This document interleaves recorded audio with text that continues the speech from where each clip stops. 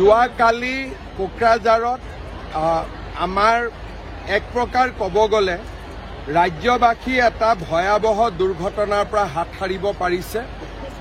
ৰাতি প্ৰায় পুৱতি নিশা 3মান বজাত, মোৰ টাইমটো অলপ ভুল হ'ব পাৰে, 3টা বজাত ডিজিপিয়ে মোক ফোন কৰি কৈছিলে যে আমাৰ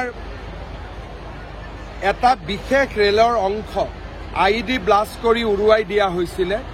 ৰেল এখন পাৰ হৈ গৈছিলে, লোক পাইলটগৰাকীয়ে দেখা পায় আৰু তেওঁ আমাক ৰেলৱে খবৰ দিয়ে, ৰেলৱে পুলিচক খবৰ দিয়ে।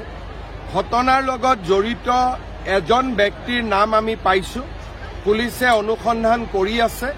কিন্তু এই গোটেই ঘটনাটো যদি সেই লোক পাইলটগৰাকীৰ চকুত নপৰিলেহেঁতেন, হয়তো আজি আমি পুৱতি নিশালৈ বহুত বেয়া খবৰ এটা শুনিবলগীয়া হ'লহেঁতেন।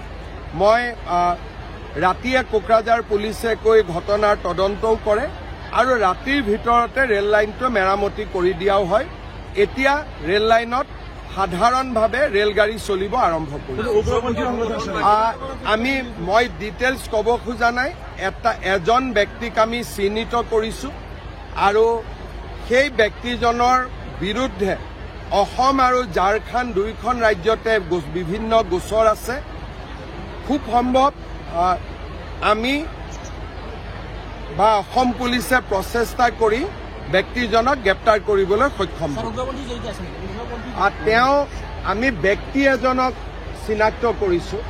ব্যক্তিজনৰ পিছফালে কোনোবা সংগঠন আছে বা নাই, সেইটো পৰৱৰ্তী পৰ্যায়তহে ধাৰণা কৰিব পৰা যাব। যোৱাকালি কোকৰাঝাৰত আমাৰ এক প্ৰকাৰ ক'ব গ'লে ৰাজ্যবাসী এটা ভয়াৱহ দুৰ্ঘটনাৰ পৰা হাত সাৰিব পাৰিছে। ৰাতি প্ৰায় পুৱতি নিশা 3মান বজাত, মোৰ টাইমটো অলপ ভুল হ'ব পাৰে, 3টা বজাত ডিজিপিয়ে মোক ফোন কৰি কৈছিলে যে আমাৰ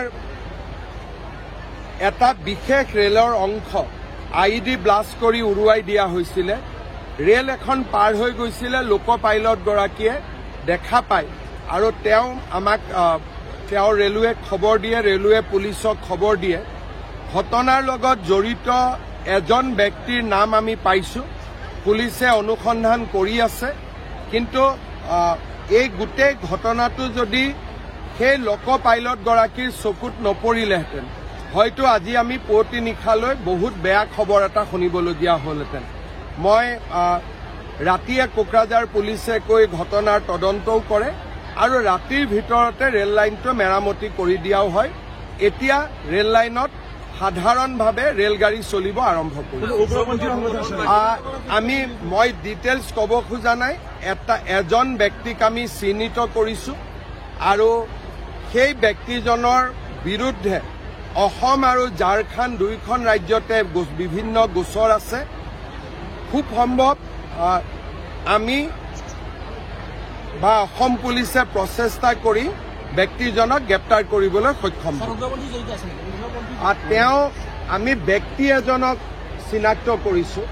ব্যক্তিজনৰ পিছফালে কোনোবা সংগঠন আছে বা নাই, সেইটো পৰৱৰ্তী পৰ্যায়তহে ধাৰণা কৰিব পৰা যাব। যিকোনো খবৰৰ বাবে যোগাযোগ কৰক 7099017330 লগতে 7099017110 নম্বৰত।